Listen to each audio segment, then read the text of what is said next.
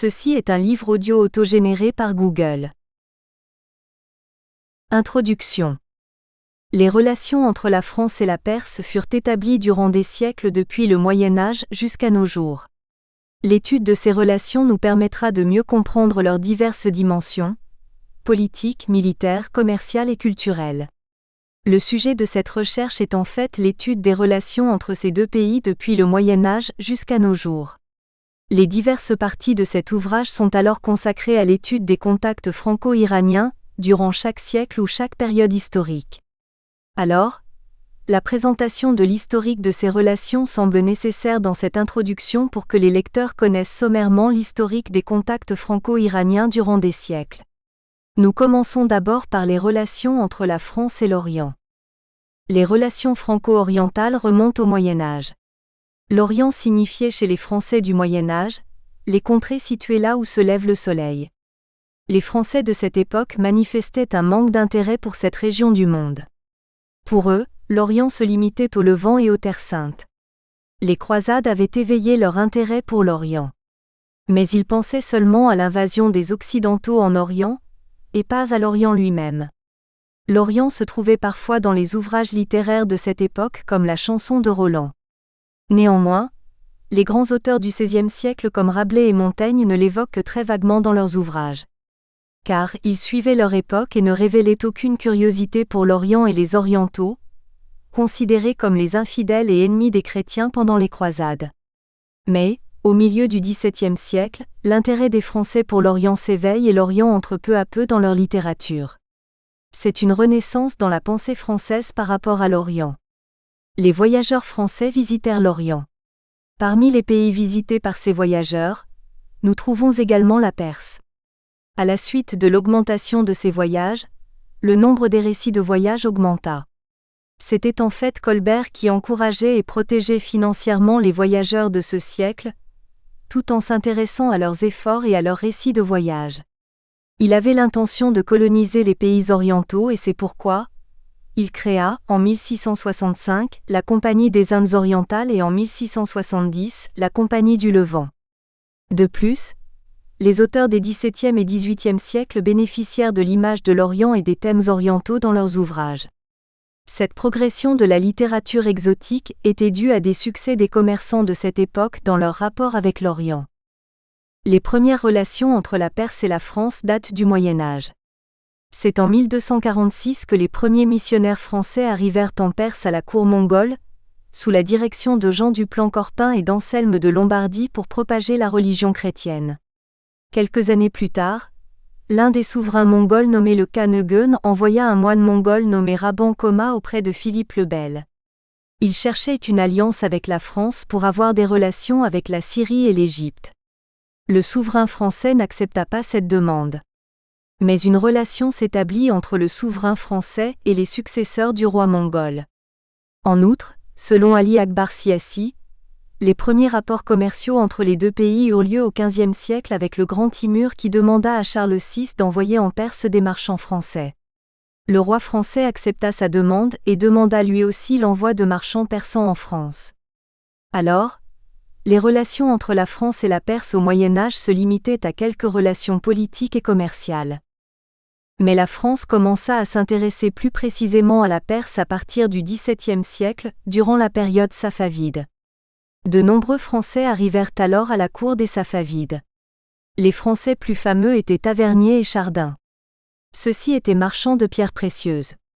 Les relations officielles entre les deux pays commencèrent durant la même période, avec l'envoi d'une ambassade par Colbert à la cour du Shah Abbas II. Cette ambassade permit à la France d'obtenir les mêmes avantages que les autres commerçants européens, et une exonération des droits de douane et de toutes les taxes durant 3 ans. C'est grâce à ces nouvelles conditions que la Compagnie française des Indes orientales fit construire des comptoirs à Ispahan et à Bandar Abbas. Alors, les relations commerciales entre la France et la Perse furent développées. L'échange des ambassades entre les deux pays se poursuivit, et aboutit en 1708 à un premier traité entre les deux pays. Ce traité garantissait de bons rapports entre les deux pays. En outre, ce traité était écrit à la fois en français et en persan et permit aux Français d'obtenir une place internationale et diplomatique. Les rapports culturels entre la France et la Perse à cette période commencèrent par la traduction de plusieurs livres de la littéraire persane en français, parmi lesquels nous pouvons citer le Goulistan ou l'Empire des Roses de Sadi, traduit par André Durière en 1634 et par Monsieur Allègre en 1704 et le Zinde d'Avesta, traduit par Anctil Duperron en 1771. D'ailleurs, les voyageurs avaient publié plusieurs livres dans les différents domaines concernant la Perse. Le père Gabriel de Chinon publia un livre intitulé Relations nouvelles du Levant, en 1629 à Lyon. Le père Raphaël, un autre religieux, qui fut en contact direct avec tous les aspects de la vie persane durant 52 ans, 1644 à 1696, publia l'Istade de la Perse en 1660-1684, où il décrivait entièrement la situation de la Perse au milieu du XVIIe siècle. Tavernier publia un récit complet de ses voyages en Perse en 1678, intitulé Les 6 voyages de Jean-Baptiste Tavernier en Turquie, en Perse et aux Indes. Après lui, Chardin, un autre voyageur français, publia son journal de voyage intitulé Le journal du voyage du chevalier Chardin en Perse et aux Indes orientales en 1686. De plus, la fondation des écoles en France augmenta les rapports culturels entre la France et la Perse. Colbert fonda l'Institution des jeunes de langue en 1664, et il joua un rôle très important dans l'étude des langues orientales en envoyant de jeunes gens au Levant. Ces jeunes gens devenaient secrétaires-interprètes lors de leur retour en France. En 1795, l'École spéciale des langues orientales fut fondée à Paris. Ce fut l'orientaliste Langlès qui proposa en 1790 à l'Assemblée constituante la fondation de cette école qui remplaça l'école des jeunes de langue fermée depuis 1789. Les rapports entre la France et la Perse furent interrompus au XVIIIe siècle à cause de l'invasion des Afghans en Perse. Cette invasion, qui aboutit à la destruction d'Ispahan, effraya les Français. Alors, ils quittèrent la Perse et n'y retournèrent pas durant tout le XVIIIe siècle en dépit des efforts de Nader Sh à accent circonflexe H et Karim Khan Zand. En outre, à la fin de ce siècle, la Révolution française eut lieu. Les changements issus de cette révolution éloignèrent encore les deux pays. Les relations entre la France et la Perse reprirent au début du XIXe siècle durant la période Qajar sous Fath Ali Shah, 1797 à 1834. Le règne de ce roi était contemporain de celui de Napoléon Ier en France. Fath Ali Shah conclut le traité de Finckenstein avec Napoléon Ier en 1807. Mais la signature du traité de Tilsit par Napoléon le 7 juillet de la même année, et les manœuvres diplomatiques des Anglais rendent inopérant le traité de Finckenstein. Alors, Fath Ali Shah se tourna vers les Anglais. En 1811, les relations entre la France et la Perse furent interrompues. Pourtant, au cours des règnes de Mohammad Shah Qajar, 1834 à 1848, en Perse et de Louis-Philippe Ier, 1830 à 1848, en France, les relations furent reprises par les Persans. Mirza Hossein Khan fut envoyé à la cour de Louis-Philippe Ier en août 1838, et fut reçu par lui. La France accepta ensuite de fournir des armes et des instructeurs militaires à la Perse. Pourtant, les Russes, qui ne voulaient pas partager leur influence en Perse, forcèrent Mohammad Shah à renvoyer la mission française de la Perse en 1840. Mais, les relations culturelles demeurent entre les deux pays. Le 17 mai 1840, Eugène Boré obtint un firmament qui lui permettait d'ouvrir des écoles françaises en Perse. Les relations furent reprises en 1844 par les Français. Mais ces nouvelles relations franco-persanes, stimulées par l'envoi d'une expédition scientifique, furent également arrêtées par la chute de Louis-Philippe Ier en février 1848. De 1850 à 1871, bien des délégations furent établies à Téhéran et à Paris. En 1855, le premier ministre persan Mirza Akka Khan Nouri et Ahmad-Odeh-Doleh adopta un traité commercial proposé par la France. À la suite de ce traité, bien des délégués persans allèrent en France. Ainsi, en octobre 1858, le premier délégué persan en France retourna en Perse accompagné d'une mission militaire française. En 1859, un nouveau délégué persan fut nommé à Paris. Ce délégué était chargé de l'éducation en Europe de 60 étudiants, diplômés de Dar el-Fonoun. Alors, à cette époque, c'est-à-dire la période de Nasser-od-Din Shah Qajar en Perse et celle du Napoléon III en France, les relations diplomatiques furent très importantes. C'est à cette époque que plusieurs consulats français furent ouverts en Perse. De 1871 à la Première Guerre mondiale, les relations entre les deux pays furent officiellement maintenues, mais ces relations n'avaient pas une grande importance politique. Pourtant, l'influence culturelle de la France était grandissante pendant cette période. L'élite persane apprit le français. Alors, de nombreux termes français entrèrent dans la langue persane.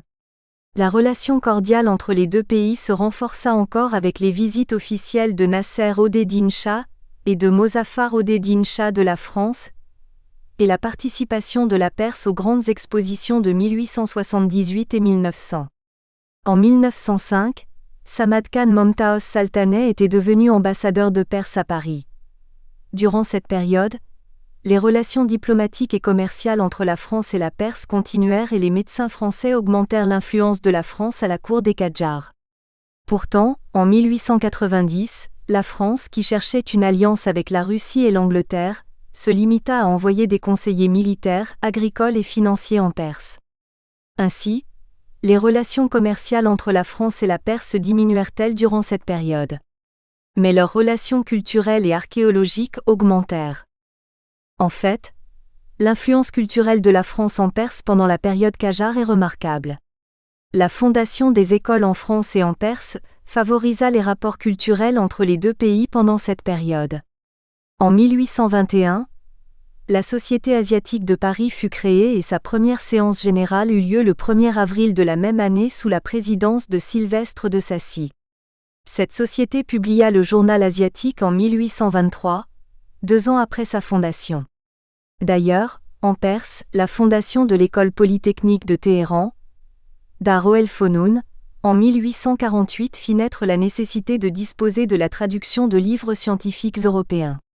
Dans ce sens, bien des livres scientifiques, romans et livres scolaires furent traduits du français en persan. C'est par la traduction de ces livres que bien des mots et termes français entrèrent dans la langue persane.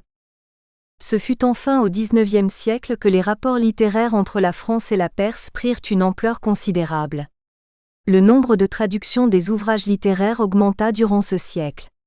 En 1807, El-Chézi publia la traduction de Mejnoun et Leïla en prose en 2 parties.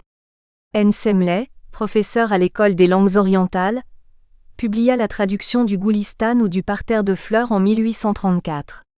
Le langage des oiseaux d'Attar fut traduit par Garcin de Tassy en 1857. En 1867, J.B. Nicolas, qui était d'abord drogman à l'ambassade de France à Téhéran et ensuite consul de France à Rasht, traduisit les quatrains de Khayyam. Jules Moll, un Allemand de Stuttgart et professeur de persan au Collège de France, traduisit le Shahnameh de Ferdowsi, poète épique persan, entre 1838 et 1878 en 7 volumes et le publia dans une édition bilingue en 1876 à 78. Le Bustan de Sadi fut traduit intégralement pour la première fois par Barbier de Ménard, en 1880. Plusieurs écrivains comme Victor Hugo, Jean Lahore, Judith Gautier, Gobineau, Lecomte de Lille et Gide et bien d'autres auteurs et poètes du XIXe siècle se sont inspirés de ces traductions. Ajoutons aussi à tout cela la publication du récit de voyage de Pierre Loti, intitulé Vers Ispahan en 1904 dans lequel il relatait les souvenirs de son voyage en Perse. En 1914, la Première Guerre mondiale a eu lieu. Pendant cette guerre, la France établit des relations avec la Perse ainsi qu'avec les 2 autres partenaires européens de ce pays, c'est-à-dire l'Angleterre et la Russie. Après la Première Guerre mondiale, la Perse, théoriquement neutre pendant la guerre, fut soumise à l'influence anglaise et les Russes et les Allemands quittèrent la Perse. Le départ des Russes et des Allemands de la Perse permit alors à la France d'établir de nouvelles relations avec ce pays. Pourtant, à cette époque, la présence diplomatique de la France était faible en Perse. Pour marquer sa présence dans ce pays, elle développa les projets culturels, commerciaux et diplomatiques comme la création d'une banque française à Téhéran, l'augmentation du nombre d'enseignants français à Dar el-Fonoun et à la faculté de droit créée en 1919 de l'Université de Téhéran, la fondation d'un lycée français et d'une école d'agriculture, l'augmentation du nombre de consulats, l'envoi de conseillers au gouvernement persan. Le coup d'État de Reza Khan du 21 février 1921 et l'arrivée des Pahlavis au pouvoir en Perse augmentèrent l'espoir des Français pour y développer leur influence. En fait, la France était bien considérée par Reza Shah à accent circonflexe H et celui-ci envoya des étudiants militaires dans ce pays. En outre, les lycées français devinrent des modèles de l'éducation secondaire. Les professeurs français apportèrent une aide notable à l'université de Téhéran, surtout aux facultés de médecine et des beaux-arts. Beaucoup d'étudiants iraniens allèrent également étudier en France à cette époque. Pourtant, les relations diplomatiques de l'Iran avec la France furent rompues en 1938 à cause des articles satiriques à propos de Reza Shah écrits dans les journaux français. Mais ces relations furent rétablies en 1939 à l'occasion du mariage du prince Mohammad Reza avec la princesse Fawzia d'Égypte. D'ailleurs, le gouvernement de Vichy de la France en 1940 augmenta la confiance de Reza Shah envers la France. Mais, l'occupation de l'Iran par les Anglais et les Russes en 1941 et l'abdication du Shah entraînèrent la fermeture des représentations diplomatiques françaises vichysoises. Après l'abdication de Reza Shah, son fils, Mohammad Reza, fut nommé Shah en Iran. Son règne était contemporain du gouvernement du général de Gaulle en France. Celui-ci aida à restaurer le prestige de la France chez Mohammad Reza Shah, tout en assurant au nouveau Shah l'importance donnée par la France à la continuité monarchique en Iran. D'ailleurs, le Shah d'Iran avait été éduqué dans une école de la langue française. De plus, le langage politique et idéologique des hommes politiques de sa cour était le français. Alors, la France était très présente en Iran à cette époque au point de vue culturel. Les dernières années du gouvernement de Mohammad Reza Shah Pahlavi, la France a vendu sa technologie nucléaire à l'Iran par un contrat signé en 1975. Mais la révolution islamique a mis en péril les relations franco-iraniennes. Pendant la révolution islamique, IMA accent circonflexe M. Roménie est exilé à Naufle-le-Château, à une trentaine de kilomètres de Paris avec l'autorisation du président Giscard d'Estaing. Là, la presse française et les intellectuels de l'époque comme Michel Foucault ont pris la défense de la révolution islamique. Pourtant, après la victoire de la révolution islamique en 1979, aucun privilège n'est accordé à la France par les autorités de la République islamique d'Iran. D'ailleurs, l'accueil des réfugiés du régime Pahlavi, dont Chapor Bakhtiar par la France, a aggravé la tension entre les deux pays après la victoire de la révolution islamique. Les dirigeants de l'opposition iranienne, surtout ceux de Moudjahidine du peuple iranien ainsi qu'Abou El Hassan Bani Sadr se sont réfugiés en France à partir de 1981. Ce qui a terni de plus en plus les relations franco-iraniennes. Même, le français a perdu sa place dans l'enseignement de l'Iran et l'anglais est devenu la seule langue étrangère enseignée dans les écoles iraniennes à cette époque. Alors, l'ère des relations franco-iraniennes semble terminée.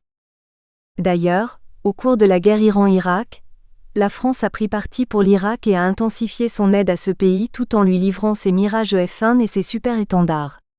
En dépit de ses aides à l'Irak, la France a réussi tout de même à vendre des armes à l'Iran d'une manière indirecte. La révolution islamique et la guerre Iran-Irak ont totalement détruit la place de la culture française en Iran. Alors, les instituts culturels français sont fermés dans ce pays. Seul l'Institut français de recherche en Iran, IFRI, reste actif, quoiqu'il soit officiellement fermé. Une autre question très importante dans les relations franco-iraniennes après la victoire de la révolution islamique, c'est la question de l'énergie nucléaire. En fait, après la révolution de 1979, la France a refusé de procurer l'uranium enrichi à l'Iran. La France fait partie du groupe UE3, qui a commencé les négociations avec l'Iran pour faire cesser la production de l'uranium enrichi dans ce pays. Parce qu'elle redoute que le programme nucléaire civil en Iran ne soit un programme militaire clandestin. Cette question est posée pendant la présidence de Jacques Chirac, qui était intransigeant sur l'abandon du programme nucléaire iranien. Chirac a reçu le secrétaire iranien Hassan Rouhani au Conseil suprême de sécurité nationale, le 24 février 2005. Mais cette rencontre est restée sans résultat. Le président Khatami a également rencontré le président français à Paris, le 5 avril 2005 après une conférence de l'UNESCO sur le dialogue entre les civilisations. Au temps de la présidence de Mahmoud Ahmadinejad, aucune rencontre n'a eu lieu. Mais avec le début de la présidence de Nicolas Sarkozy en France, la France s'est rapprochée de l'Amérique pour imposer des sanctions à l'encontre du régime iranien. Après l'élection d'Hassan Rouhani à la présidence en Iran, François Hollande, le président de la France, et Hassan Rouhani se sont rencontrés brièvement au siège de l'ONU sur la guerre civile de la Syrie.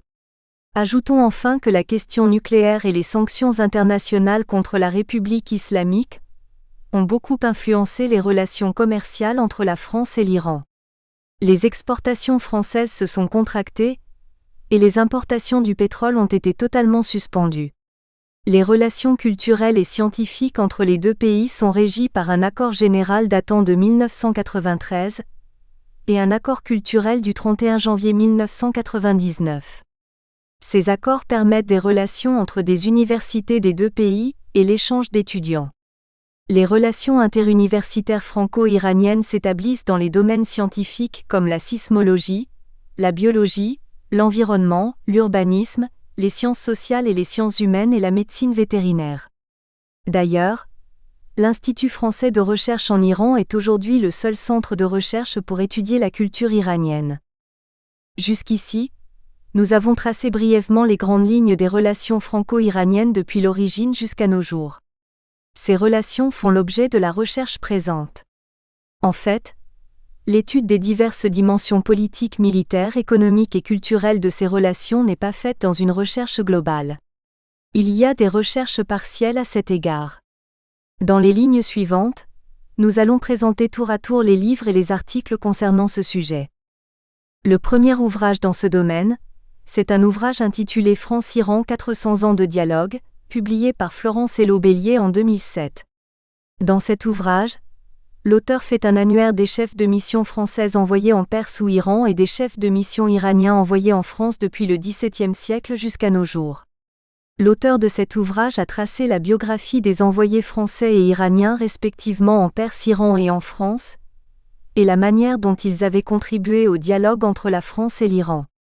Cet ouvrage examine en fait l'échange des envoyés entre les deux pays durant 4 siècles, alors que dans cette recherche, nous allons examiner les différentes dimensions des relations franco-persanes, à savoir, politique, militaire, commerciale et culturelle depuis l'origine jusqu'à nos jours.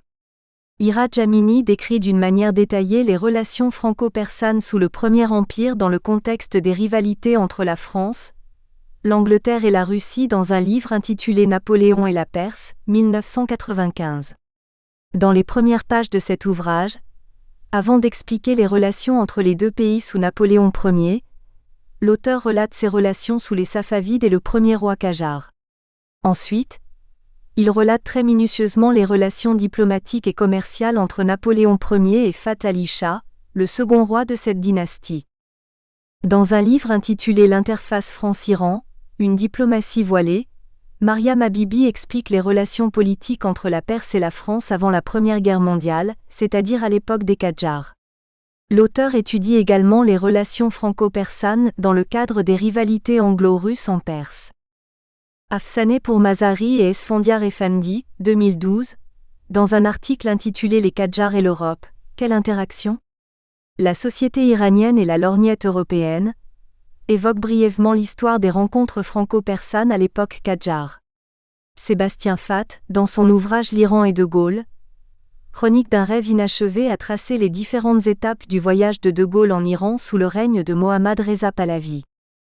Morteza Ansari de Zedfouli, dans une thèse de doctorat en sciences politiques intitulée L', Évolution des relations franco-iraniennes de 1978 à nos jours, soutenue en 1998 à Rem, décrit les relations franco-iraniennes depuis la révolution islamique en 3 périodes suivantes. La période 1978 à 1980, après la victoire de la révolution islamique en Iran, durant la guerre Iran-Irak et enfin après la guerre jusqu'à nos jours. Outre ces ouvrages sur les relations politiques franco-iraniennes, il y a également des ouvrages et des articles sur les relations littéraires entre les deux pays. Parmi ces ouvrages, nous pouvons citer les ouvrages suivants. En 1936, Nayere Samsami, une Iranienne séjournant à Paris, limita le domaine de ses recherches à la Perse et publia comme thèse de doctorat l'Iran dans la littérature française. En 1962, une autre thèse de doctorat, le portrait des Iraniens dans les ouvrages français du XVIIe siècle, fut présentée à la Sorbonne par Mohammad Garavi. En 1968, Hassan Onarmandi rédigea aussi une thèse de doctorat intitulée Recherches sur André Gide et la littérature persane. Javad Hadidi trace l'influence de la littérature persane sur la littérature française depuis l'origine jusqu'au XXe siècle, dans un article intitulé L'accueil fait en France à littérature persane, 1977. Cet article est en fait un résumé de son livre intitulé De Sadi à Aragon, publié en 1999. Dans ce livre, Hadidi a étudié l'apport de la littérature persane dans la littérature française depuis le début jusqu'à nos jours. Une thèse intitulée Les relations littéraires entre la France et la Perse de 1829 à 1897, écrite pour le doctorat et lettres par Karim Hayati Ashtiani, 2004, est consacrée à l'influence des poètes persans comme Khayyam, Sadi, Hafez, Ferdowsi, sur la littérature française du XIXe siècle. L'auteur y a examiné les thèmes et les termes des poésies persanes dans les ouvrages des poètes et écrivains français comme Victor Hugo, Lahore, Gide. Jusqu'ici nous avons présenté les divers ouvrages et articles concernant plus ou moins le sujet de notre étude. Ces ouvrages et ces articles nous serviront de source pour notre recherche dans laquelle nous examinerons toutes les dimensions des relations franco-persanes.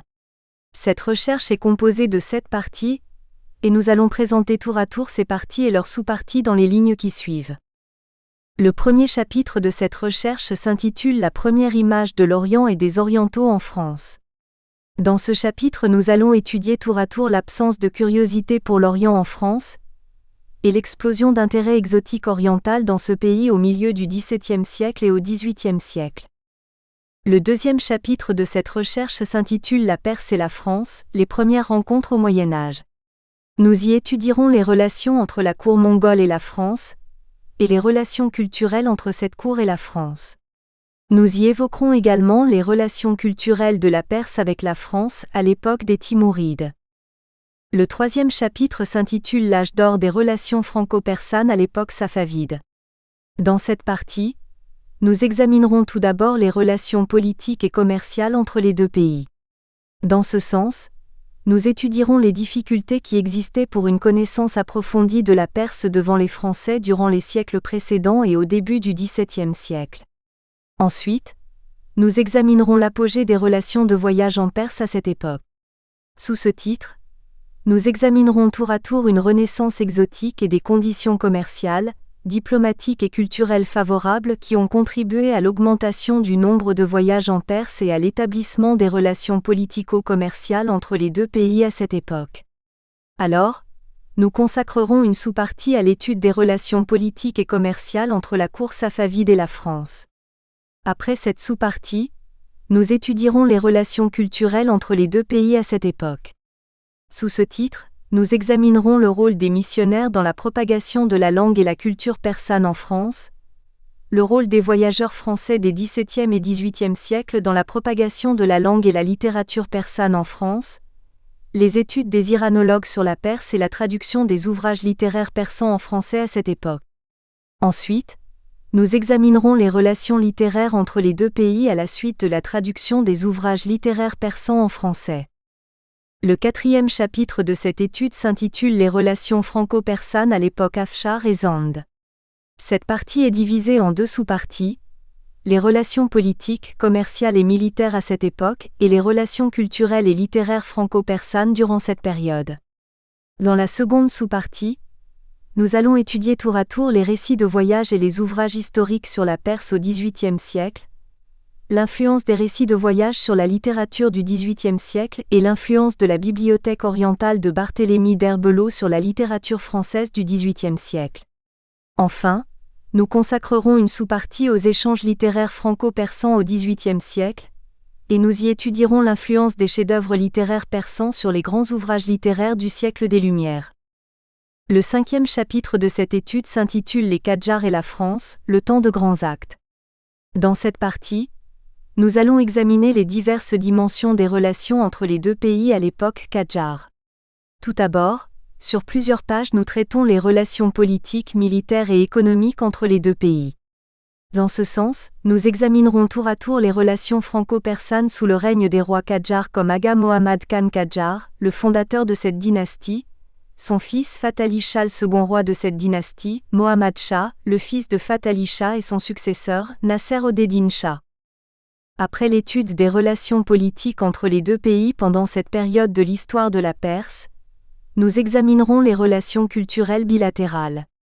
Cette sous-partie contiendra des sous-parties telles que l'envoi de diverses missions comme les missions médicales, archéologiques et religieuses françaises en Perse, le rôle de la France dans l'établissement de l'école moderne en Perse, les diverses écoles modernes construites en Perse, la propagation et l'enseignement du français dans ces écoles et l'influence de cette langue sur le persan, la traduction des ouvrages français en persan, l'iranologie en France et la traduction des chefs-d'œuvre persans en français et l'apostrophe. Influence de ces chefs-d'œuvre sur la littérature française du XIXe siècle.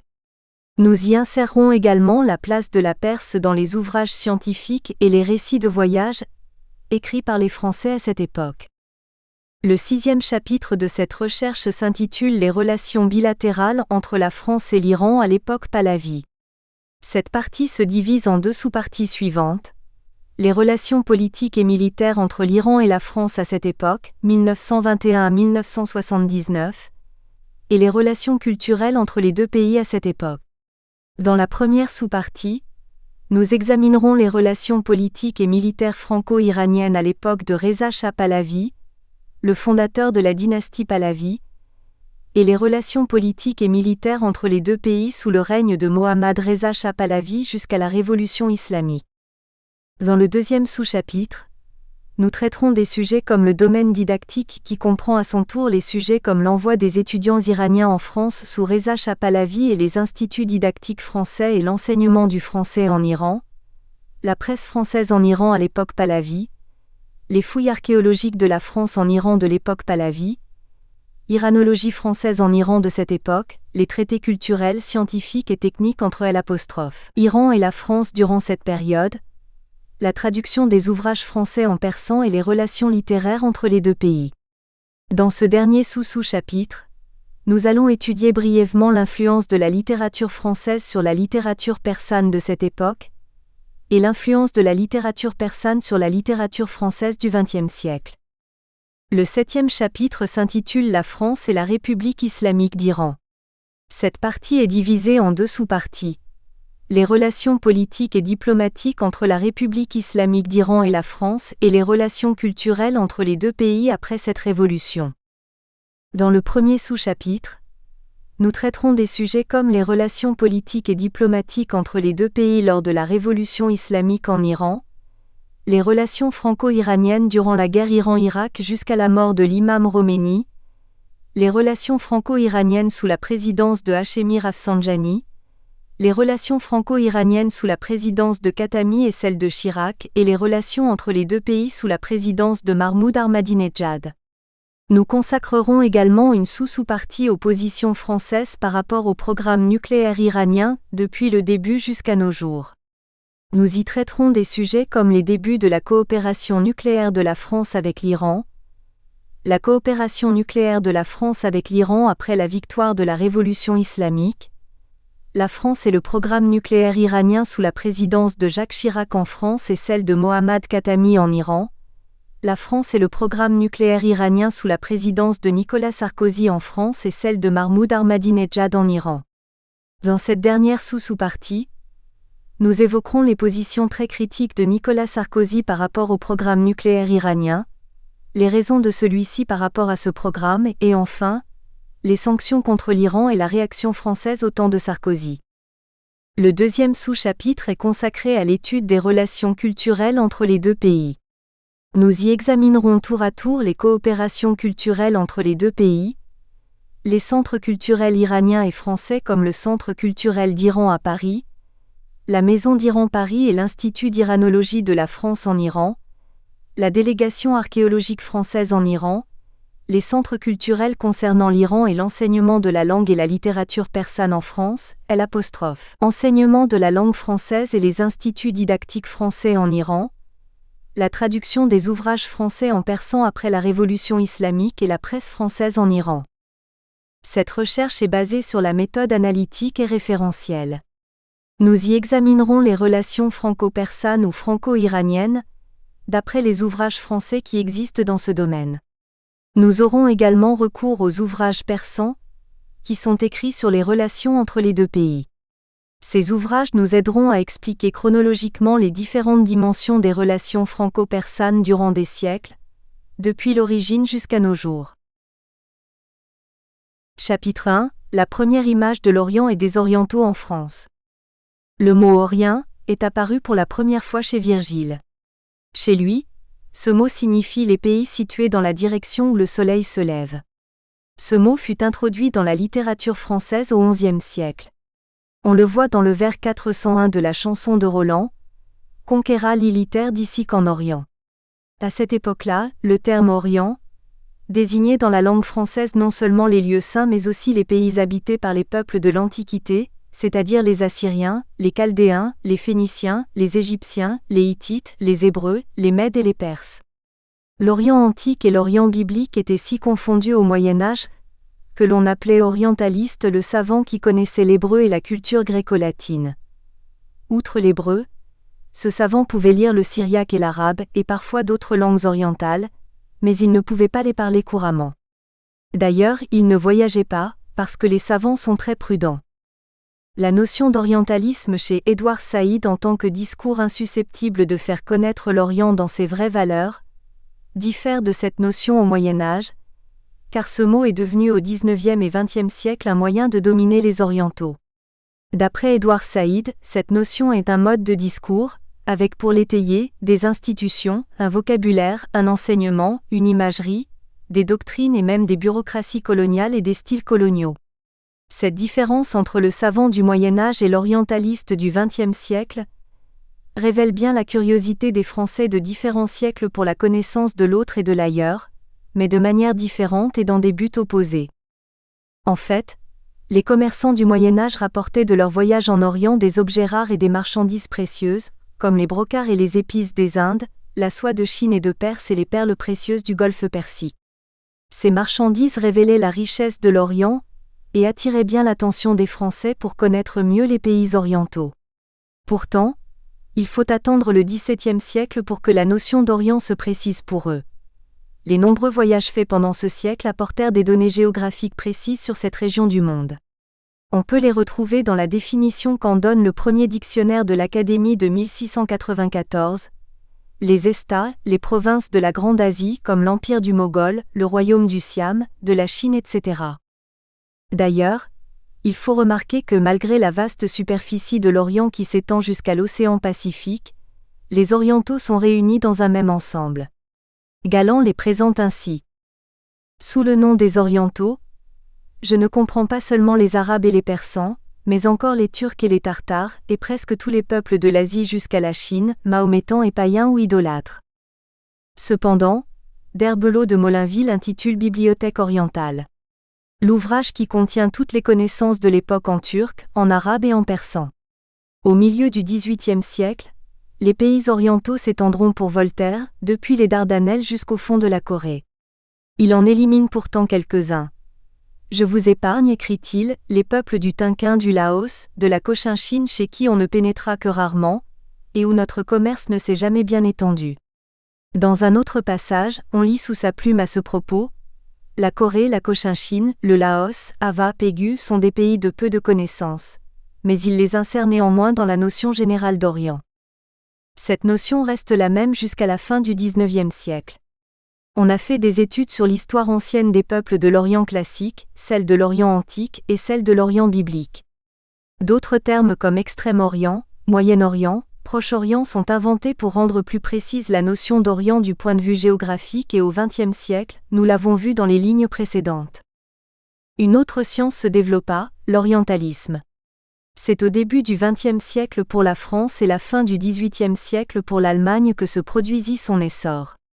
Ce fut à ce moment-là qu'il y eut une alliance entre les découvertes archéologiques d'un côté et le milieu littéraire de l'autre pour aboutir à des créations inédites. Dans cette introduction, Nous avons tracé brièvement l'intérêt des Français pour l'Orient depuis le Moyen Âge jusqu'au XXe siècle. Mais dans les sous-parties de cette partie de la recherche, nous voulons préciser en détail la notion d'Orient chez les Français depuis le Moyen Âge jusqu'au XVIIIe siècle. Alors, nous tracerons un plan linéaire de l'intérêt de la France pour l'Orient dans les lignes suivantes, de sorte que les lecteurs puissent mieux comprendre les relations entre la France et l'Orient, dont la Perse ou l'Iran fait partie. L'absence de curiosité pour l'Orient en France pendant le Moyen Âge. Certes, les Français n'ont pas découvert l'Orient au XVIIe siècle. Ils le connaissaient depuis longtemps et dès le Moyen Âge, ils introduisaient cette notion dans leurs ouvrages littéraires. Il serait donc naturel de commencer l'étude des relations de la France avec l'Orient depuis le Moyen Âge. En fait, il a existé un Orient du Moyen Âge qui était très différent de celui qu'on connaît de nos jours. La conception médiévale de l'Orient avait un caractère tout à fait particulier. L'exotisme n'en est pas du tout la partie principale, alors que ce mot est aujourd'hui presque synonyme du mot Orient. Comme toutes les notions du Moyen Âge, la notion d'Orient était modelée d'après le christianisme. Alors, seuls le Levant et la Terre Sainte étaient envisagés sous le terme d'Orient. Ainsi, l'Orient était pour les Français le lieu où le Christ avait vécu. D'ailleurs, l'Orient s'oppose à l'Occident du point de vue géographique. Alors, pour les Français de cette époque, le monde est divisé géographiquement en deux parties. Le bassin méditerranéen d'une part, Occident, le reste du monde d'autre part, Orient. En fait, les pays orientaux possédaient une végétation très abondante. Alors, les Orientaux ne devaient pas beaucoup travailler pour accéder aux ressources de la vie. Cette idée, jointe à l'origine orientale de la religion, entraînait les Français médiévaux à situer le paradis terrestre dans des pays orientaux comme la Perse, l'Inde et le Tibet. Ils pensaient que cette région était un jardin parfumé et plein de plantes aromatiques, d'arbres aux feuilles d'argent ou d'or, de fruits merveilleux et de champs de pierres précieuses. Néanmoins, il y avait une sorte d'indifférence à l'égard de l'Orient au Moyen Âge, car l'Orient tracé par la cartographie n'était pas détaillé à cette époque. C'est au IXe siècle que l'Église représente le monde de manière géographique. Dans les cartes hantées, Jérusalem était située au centre.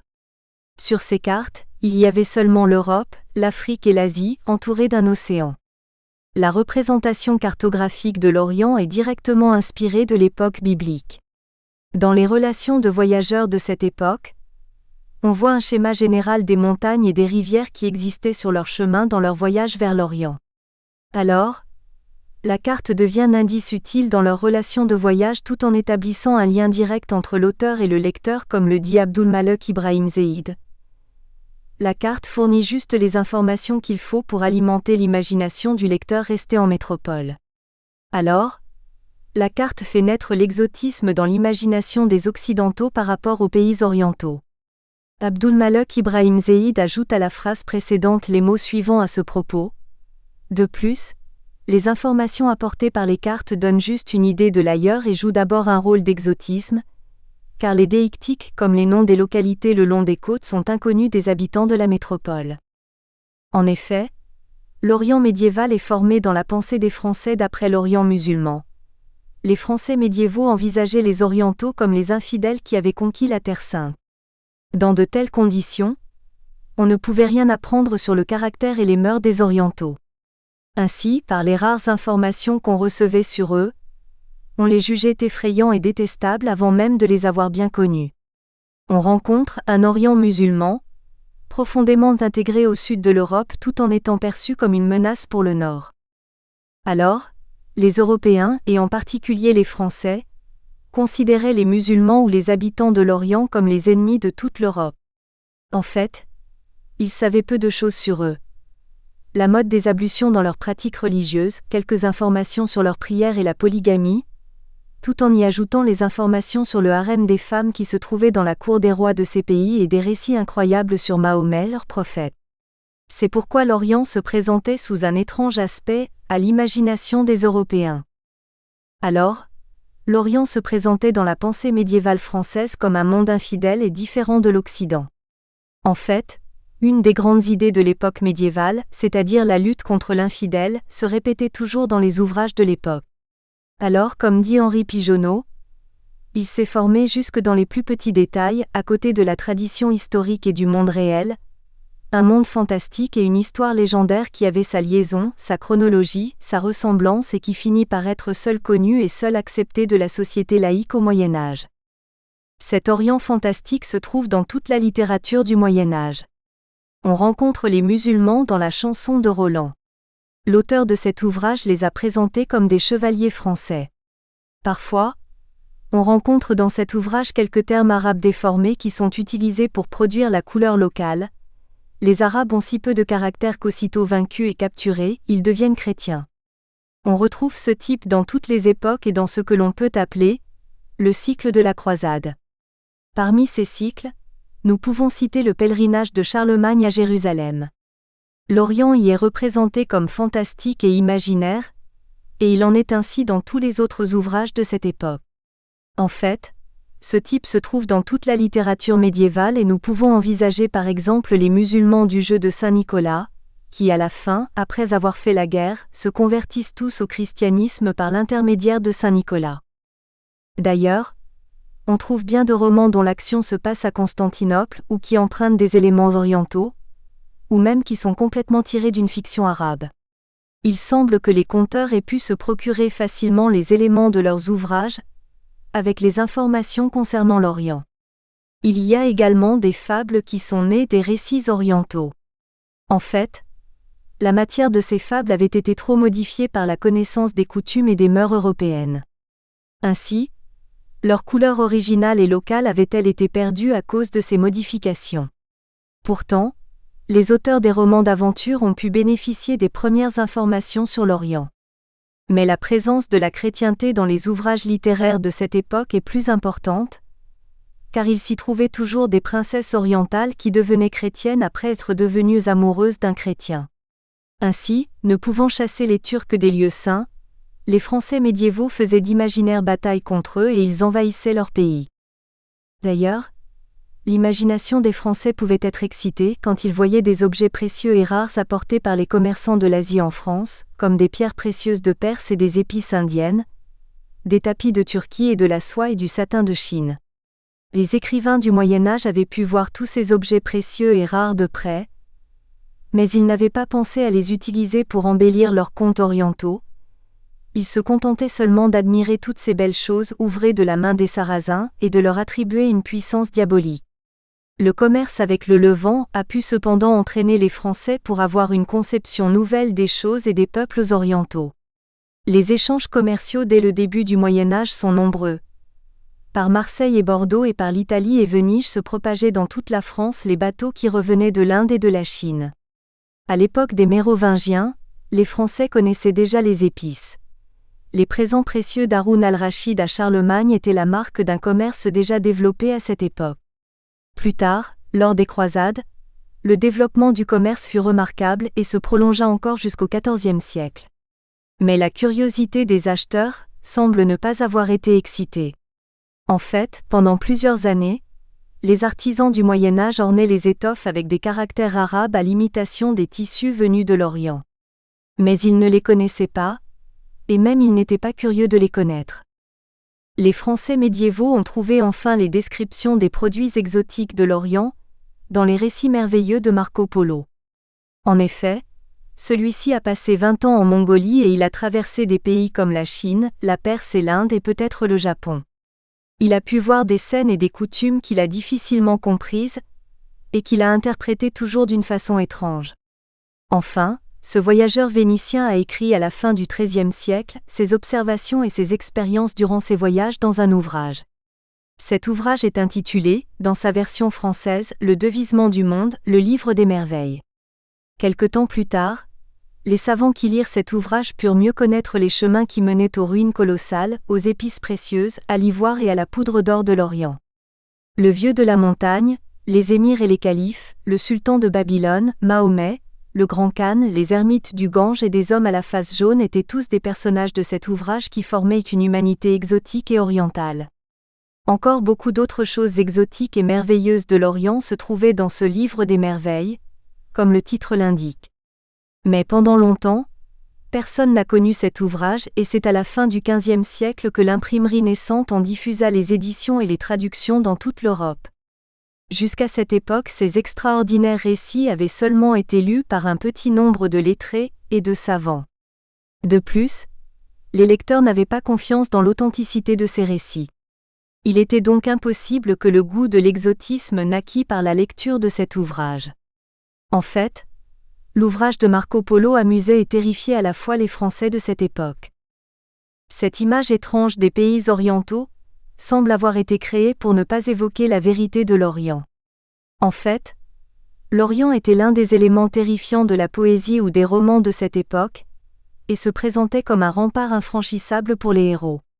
Il semble que la Grande Muraille de Chine se trouvât, au Moyen Âge, tout le long de l'Orient, et qu'elle ait protégé cette partie du monde contre la curiosité des lettrés européens en général et des lettrés français en particulier. En effet, c'est à cause de divers obstacles que les écrivains français de cette époque n'étaient pas curieux de connaître l'Orient. Ces obstacles entravaient le développement de l'exotisme en France. L'un de ces obstacles était le christianisme. Nous savons que pendant cette période, l'Église faisait obstacle à toutes les curiosités et toutes les découvertes.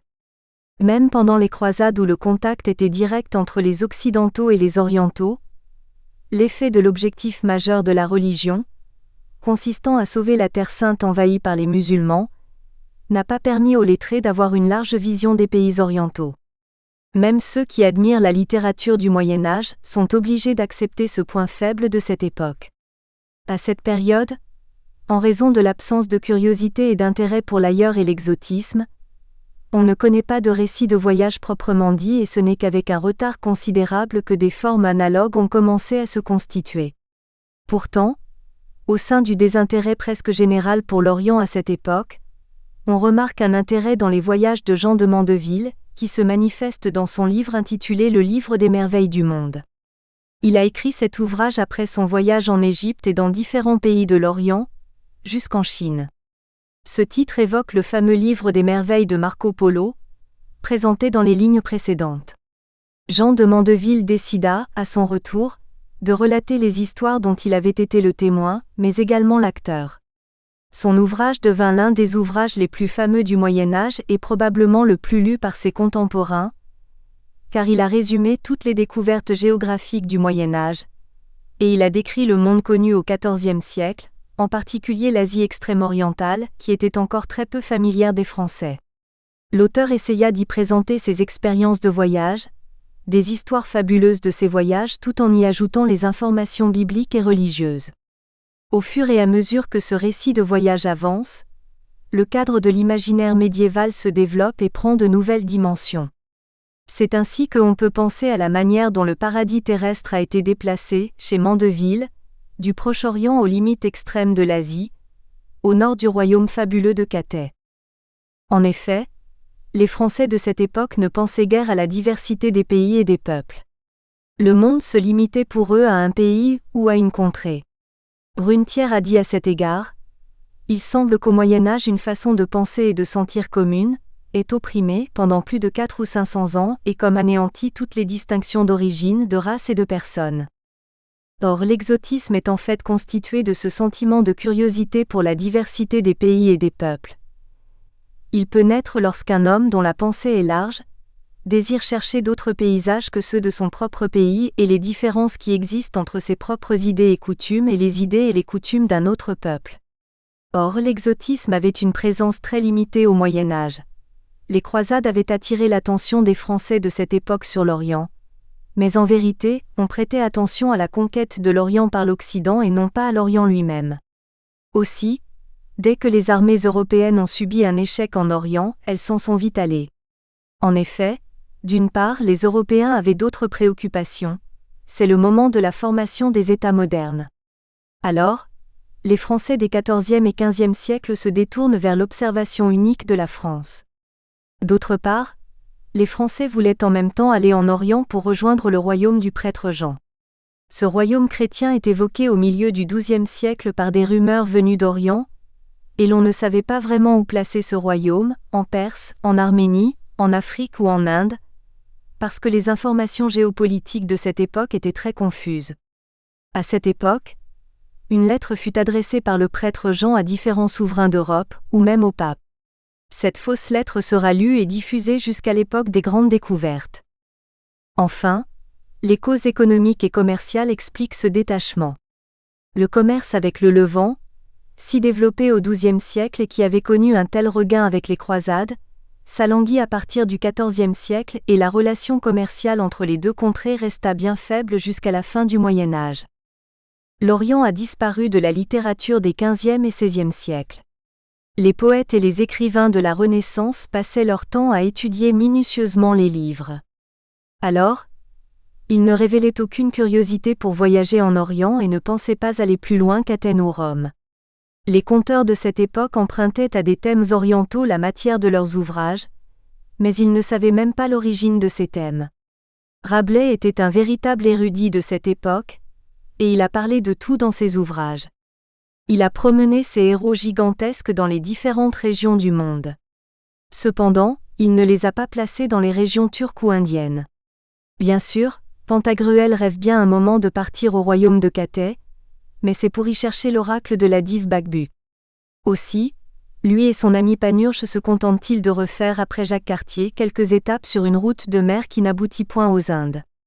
Panurge, lorsqu'il offre à Pantagruel ses salutations en 14 langues, dit aussi quelques termes en arabe, mais ses connaissances sur l'Orient ne sont pas très vastes. Rabelais a vaguement présenté les pays de l'Orient dans ses ouvrages, et ses personnages connaissent peu l'Orient. Enfin Montaigne, l'homme qui a tout lu et qui sait tout, n'a pas la moindre information sur l'Orient. S'il parle des veuves indiennes et de leur suicide sur le tombeau de leur mari, c'est qu'il a lu cette coutume dans Properce. Tout ce qui se trouve dans la pensée des hommes du XVIe siècle se trouve dans les essais. Pourtant, Montaigne n'a rien dit de l'Orient dans cet ouvrage si fameux de l'époque.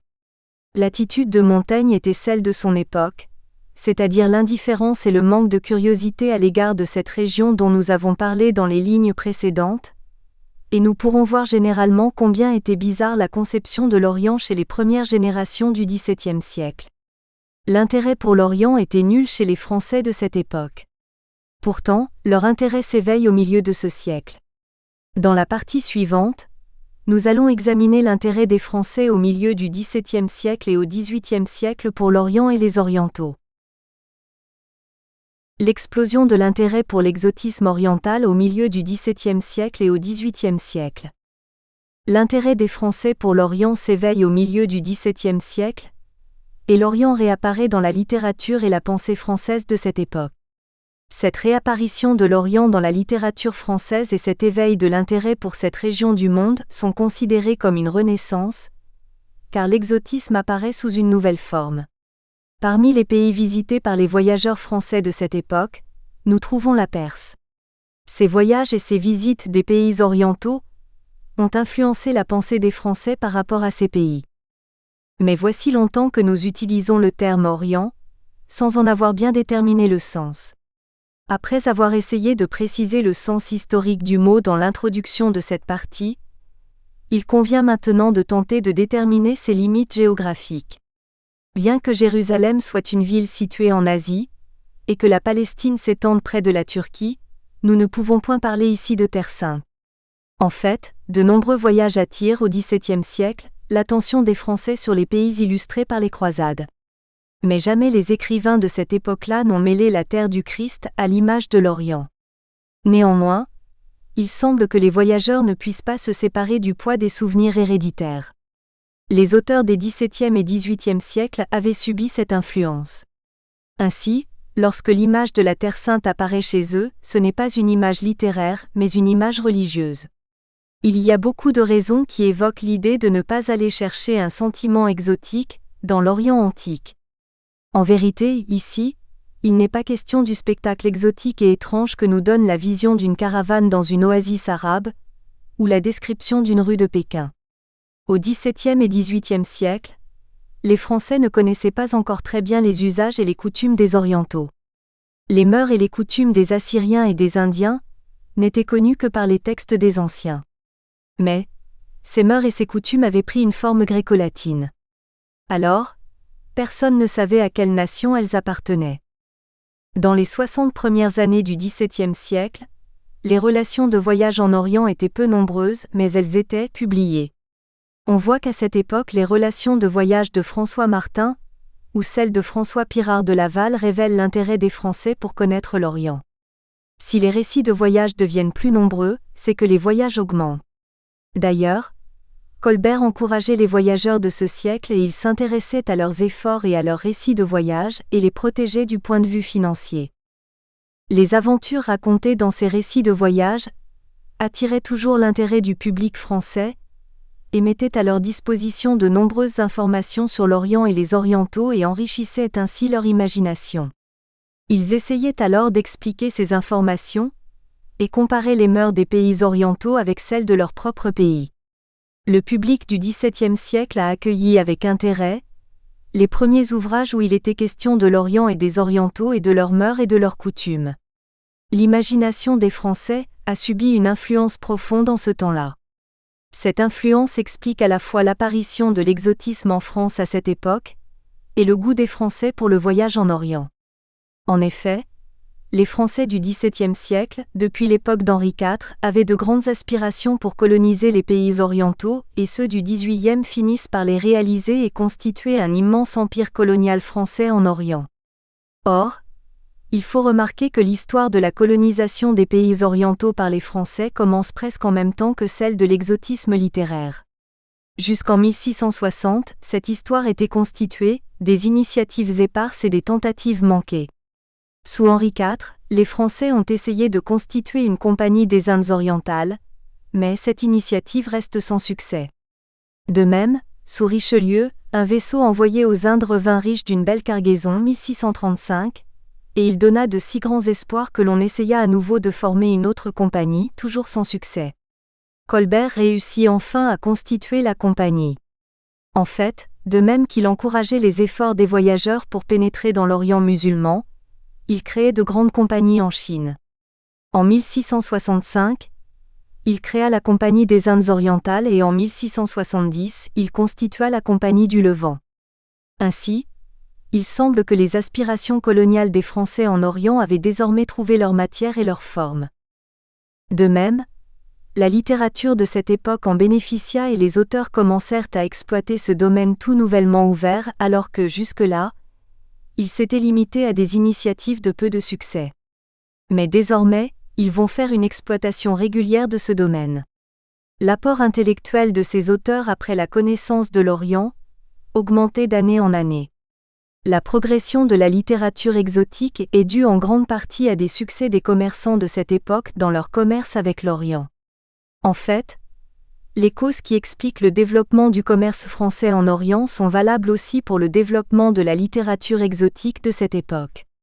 Alors, ce sont les récits de voyage, le commerce des marchandises exotiques, les réceptions d'ambassadeurs et les relations des missionnaires qui font mieux connaître l'Orient en France durant cette période. Ainsi, dans la vision du public du XVIIIe siècle sur les choses de l'Orient, nous ne trouvons jamais de récits sur la Terre Sainte ni des caractéristiques de l'Orient antique. Les écrivains de ce siècle et du siècle précédent définissaient d'une façon claire et authentique les Orientaux, d'après les informations de l'époque. Ces Orientaux sont présentés dans les récits de voyage du XVIIe siècle, qui permettent aux lecteurs du XVIIIe siècle d'avoir une vision claire sur eux et leurs coutumes. C'est à la fin du XVIIe siècle que l'image littéraire de l'Orient se constitue. 50 ans après, au milieu du XVIIIe siècle, Voltaire étend l'Orient depuis les Dardanelles, jusqu'au fond de la Corée, tout en éliminant les peuples du Tonkin, du Laos, de la Cochinchine, de la Corée, d'Ava et de Pégou. Cependant, durant le XVIIIe siècle, à part quelques érudits, les Français ne savaient rien sur les différences véritables entre la culture et la civilisation des différents peuples orientaux. En fait, dès le XVIIe siècle, il y avait un grand effort pour étudier les informations dans les sources différentes sur l'Orient pour ensuite constituer une image savante de l'Orient, fondée sur une connaissance scientifique et raisonnable. Ces études minutieuses ont donné naissance à l'orientalisme scientifique et ont fourni une riche matière pour la littérature de ce siècle et du siècle suivant. Chapitre 2 : La Perse et la France, les premières rencontres au Moyen Âge. Les premières rencontres entre les Français et les Perses au Moyen Âge prenaient un aspect religieux, et les Français connurent tout d'abord les Persans dans la Bible. Javad Hadidi explique cette première rencontre dans son ouvrage intitulé De Sadi à Aragon. Là, il dit qu'après la destruction de Jérusalem par Nabuchodonosor et avoir réduit en esclavage les enfants d'Israël, le cœur du roi de Perse, nommé Cyrus, fut touché par l'Éternel et il fit publier alors dans tout son royaume cet édit. Ainsi dit Cyrus, roi de Perse. L'Éternel, le Dieu des cieux, m'a donné tous les royaumes de la terre, et lui-même m'a ordonné de lui bâtir une maison à Jérusalem qui est dans la Judée. Qui est-ce d'entre vous, de tout son peuple, qui s'y veuille employer ? Que l'Éternel, son Dieu, soit avec lui et qu'il monte à Jérusalem. Alors, suivant cet ordre, personne ne pouvait le contredire et ses descendants suivirent cette démarche. Ainsi, les Juifs vivaient-ils en paix dans tout leur royaume. Xerxès fit plus tout en se mariant avec une fille juive, nommée Esther, et il arrêta le plus grand ennemi des Juifs, nommé Haman. Ainsi, les anciens rois de la Perse comme Cyrus et Xerxès occupent-ils une place très marquante dans la Bible. Alors, les Français connaissaient ceci par la lecture des textes bibliques. Mais les Français ne connaissaient pas seulement les rois de Perse par la lecture de ces textes. Hadidi relate une autre histoire à propos des anciens Perses. Cette histoire se trouve encore dans la Bible et concerne la naissance de Jésus. Il raconte ainsi l'histoire. À l'époque où le Sauveur était né, des mages d'Orient arrivèrent à Jérusalem. Ils cherchaient le roi des Juifs, dont ils avaient vu l'étoile briller dans le ciel. Ils l'avaient suivi jusqu'à la Judée pour se présenter à lui, et l'adorer. Le roi Hérode, ayant aussi appris la naissance du Sauveur qu'il voulait immoler, appela les mages, s'informa par eux du moment exact où ils avaient vu l'étoile, et leur demanda de la suivre jusqu'à l'endroit où Jésus était né. Mais les mages le trompèrent, et après avoir présenté leur vénération au Sauveur, ils reprirent un autre chemin pour entrer en Orient. Ainsi, les Français du Moyen-Âge connaissaient bien les Perses et leurs mages. Ils connaissaient également l'histoire d'Esther et celle des rois de Perse. Ils se faisaient des Perses et de leur pays une image très particulière qui évoluait avec le temps, et au fur et à mesure qu'ils connaissaient la réalité. Selon Hadidi, l'image que ces Français se faisaient des Perses était celle d'un peuple heureux et bienfaiteur, vivant dans un pays beau et ensoleillé, avec de grands palais fabuleux et féeriques où l'or, le diamant et toutes sortes de bijoux se trouvaient en abondance. Mais cette image évoluait au fur et à mesure que les Français des derniers siècles du Moyen-Âge prenaient directement contact avec la réalité. Ces contacts étaient d'abord sans conséquence. Car, les Français se battaient entre eux et les Persans se battaient contre les Turcs. Des deux côtés, il y avait l'anarchie et le fanatisme. Cela dura jusqu'à la fin du siècle des guerres de religion. Pourtant, il y avait des relations entre la France et la cour mongole au cours des derniers siècles du Moyen-Âge. Dans les lignes suivantes, nous allons étudier en détail ces relations. La cour mongole et la France. La France n'avait pas d'unité nationale et politique indépendante jusqu'au Ve siècle. Alors, ses relations politiques avec les Persans étaient influencées par les relations de la Perse avec l'Empire romain. Il y a beaucoup de témoignages qui montrent les relations entre les Persans et les Français, depuis des siècles lointains. Le mot farang, en persan, franc persanisé, qui comprend de nos jours tous les pays occidentaux, était dit à ce temps-là et même les siècles précédents, d'un pays avec des frontières déterminées. Un Persan nommé Khadjé Rachid ed-Din Fazlollah Hamedani a présenté de vastes informations sur les frontières de la France, sa capitale et ses gouverneurs dans son ouvrage intitulé Jaméo Tavarik. C'est d'abord à travers les histoires romaines et grecques et par la Bible que les Français connurent la Perse. Ils imaginaient ce pays comme une contrée lointaine et pleine d'or et de pierres précieuses. Ce pays lointain et mystérieux séduisait les Français depuis le Moyen-Âge. Ils avaient une image fictive de ce pays. Cette image était formée d'après les récits du Nouveau et de l'Ancien Testament, et les histoires des Grecs et celles des Romains. Ainsi, la Perse était enveloppée de mystères et était considérée comme une contrée pleine d'images fantastiques et submergée dans une auréole de rêves, où se trouvaient en abondance les fruits merveilleux et les pierres précieuses. Mais peu à peu ce monde fantastique changea. Dans les derniers siècles du Moyen-Âge, les croisades commencèrent. C'est depuis cette date que tous les pays musulmans, y compris la Perse, furent considérés comme les pays des incroyants. On voit à cette époque le manque d'une relation directe entre les Persans et les croisés parmi lesquels se trouvent les Français. Car ils étaient très hostiles aux musulmans, et il ne distinguait pas les ethnies différentes de celles du monde musulman. Mais avec l'avènement de Gengis Khan en Perse et la chute de l'empire des Kharézmiens en 1231 et la fondation de l'empire mongol, tout changea dans les relations franco-persanes. Les chrétiens furent encouragés à se rendre en Perse. Car, les premiers ilkhans mongols n'étaient pas musulmans et étaient très intéressés par le christianisme. Hulagu Khan se maria avec une chrétienne. Son fils Sabaga Khan fit de même.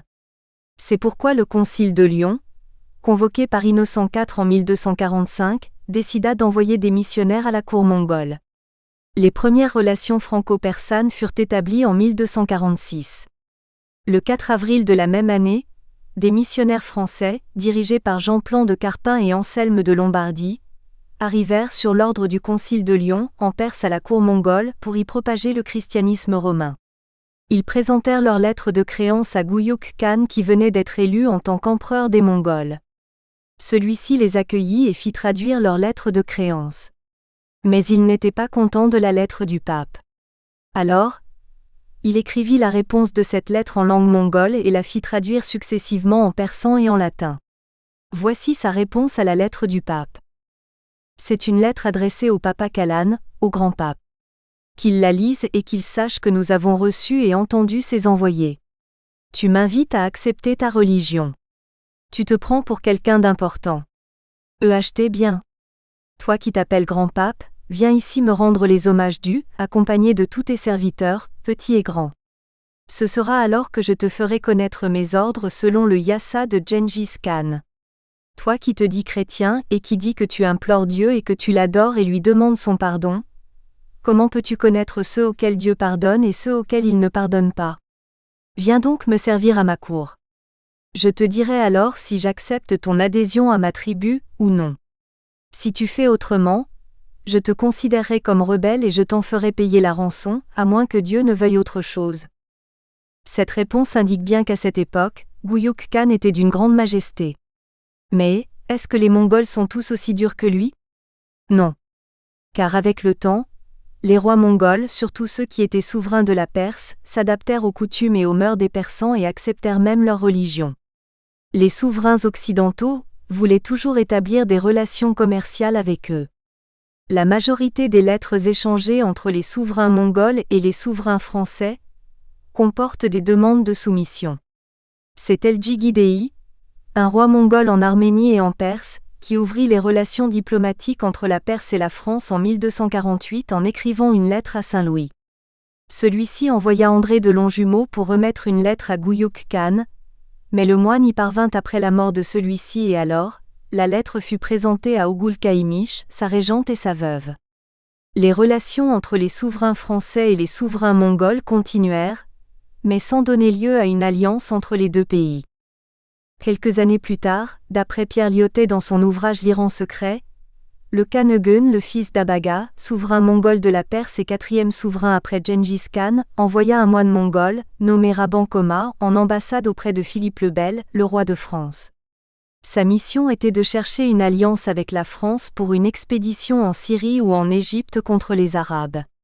Le souverain français n'accepta pas la demande du souverain mongol, mais l'ambassadeur fut bien accueilli et une correspondance s'établit entre Philippe le Bel et les successeurs d'Abaga. Des missions furent alors envoyées en Perse et des lettres furent échangées entre le souverain de Perse et celui de France.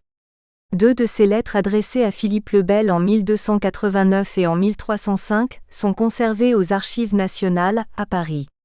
C'est Oljaïtou qui a écrit une lettre à Philippe le Bel en 1305 pour proposer une alliance franco-mongole contre les Mamelouks. En fait, alors qu'une nouvelle croisade se préparait, Oljaïtou attaqua les Mamelouks, 1312 à 1313. Mais son successeur, Abou Saïd, abandonna cette politique et signa en 1322 un traité nommé le traité d'Alep avec les Mamelouks. À cette époque, il n'y avait pas de relations diplomatiques et politiques entre la France et la Perse.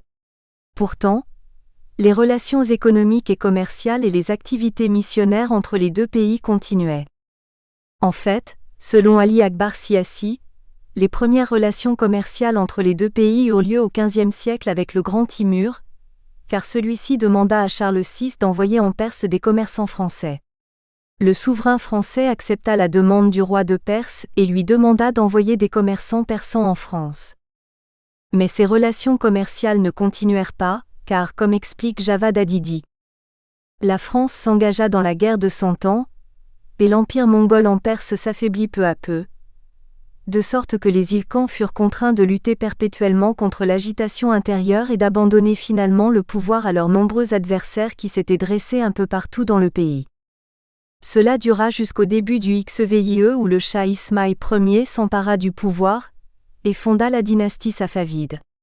Dans la troisième partie de cette recherche, nous allons examiner les relations franco-persanes à l'époque safavide. Dans les lignes qui suivent, nous allons étudier les relations culturelles entre la cour mongole et la France. Les relations culturelles entre la cour mongole et la France. Les premières relations culturelles entre la cour mongole et la France concernaient le domaine de la traduction. En examinant les documents historiques, nous comprenons que l'histoire de la traduction en perse remonte à des siècles lointains. Les souverains persans d'autrefois apprenaient parfois directement les autres langues lors de leur défense du pays ou parfois lors de la conquête des autres pays, et c'est à la suite de ces contacts militaires que les langues latines et grecques sont traduites en persan plus qu'en d'autres langues du monde. Les croisades ont engendré de plus en plus la nécessité de ces échanges langagiers. Ces guerres ont commencé environ 153 ans avant la domination mongole en Perse et se sont prolongées près de 2 siècles. La 7e de ces guerres coïncidait avec le gouvernement de Genghis Khan en Perse. Dans cette partie de la recherche, nous examinerons la traduction des premières correspondances officielles et politiques des évêques français avec la cour mongole. À cette période, la langue des Sarrasins, le persan de ce temps-là, était une des langues parlées en Mongolie, où au moins la plupart des habitants parlaient et écrivaient en cette langue jusqu'aux pays de l'Europe occidentale.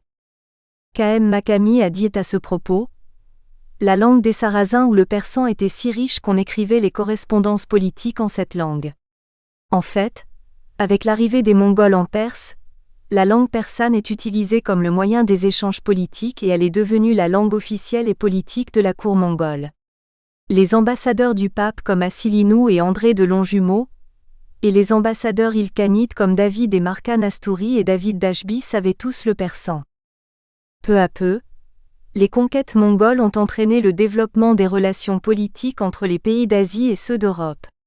Surtout, les papes romains s'efforçaient d'établir des relations avec des camps mongols. Ils essayaient d'obtenir des informations sur les Mongols qui avaient provoqué une panique chez les gouverneurs de l'Europe occidentale, et de s'unir avec eux contre les pays musulmans notamment Égypte. Nous avons remarqué dans les lignes précédentes que, dans le concile religieux des évêques qui a eu lieu en 1245 à Lyon, réuni par Innocent IV, 2 délégués nommés Jean Duplan Carpin et Anselme de Lomabardy, accompagnés de quelques dominicains et franciscains, sont chargés d'aller à la cour mongole pour la propagande de la religion chrétienne et l'invitation des rois mongols à se convertir à cette religion. Les 2 délégués mentionnés ont réussi à atteindre leur but, mais la réponse de l'empereur et des gouverneurs mongols aux lettres du pape était très méprisante. Le 4 avril 1246, Carpin et ceux qui l'accompagnaient sont arrivés à la cour majestueuse de Batou. Suivant l'ordre de celui-ci, les lettres du pape sont traduites du latin en mongol, par le moyen du russe et du persan. Puisque ces lettres étaient envoyées au roi tartare, il a ordonné que les ambassadeurs les apportent personnellement chez Guyuk Khan dont l'élection venait d'avoir lieu en Mongolie. Lorsque Guyuk Khan a voulu écrire la réponse au pape, il a demandé aux délégués si le pape avait des personnes qui savaient lire en russe ou en persan ou en mongol. Carpin lui a répondu que ces langues n'étaient pas en usage dans le pays, la France, d'où il venait. Alors, Guyuk Khan a proposé d'écrire tout d'abord la réponse de la lettre en mongol, et ensuite les secrétaires ont redit le contenu de la réponse pour que ces 2 prêtres la traduisent en latin. Le 11 novembre, Chinkay et un autre traducteur ont traduit mot à mot la réponse de Guyuk Khan pour être sûr que les 2 prêtres présenteraient une traduction correcte en latin. L'auteur de l'Histoire des relations spirituelles et politiques entre la Perse et la France parle à ce sujet de l'article intitulé « Les Mongols et la papauté », écrit par Pépéliot, professeur au Collège de France et publié dans la Revue de l'Orient chrétien en 1302 à 1303 de l'Hégire solaire, 1923 à 1924, où l'auteur a discuté longuement de la traduction de cette lettre, et il se demande si la langue des Sarrasins était arabe, turque ou persane. Mais Pelliot conclut enfin que la langue des Sarrasins était le persan. 8 ans après l'envoi de cette lettre, le pape fit d'autres tentatives. K.M. Makami dit à ce sujet. En 1253, M. Saint-Louis, roi de France, envoya une mission dirigée par un missionnaire nommé Guillaume de Rubruck à la cour mongole. Cette mission était composée d'un prêtre nommé Barthélemy Crémona et d'un secrétaire français nommé Gousset à qui Louis avait donné des présents pour Cannes, d'un interprète des croisés de la Syrie nommé Émoudéo à qui on n'a pas fait confiance.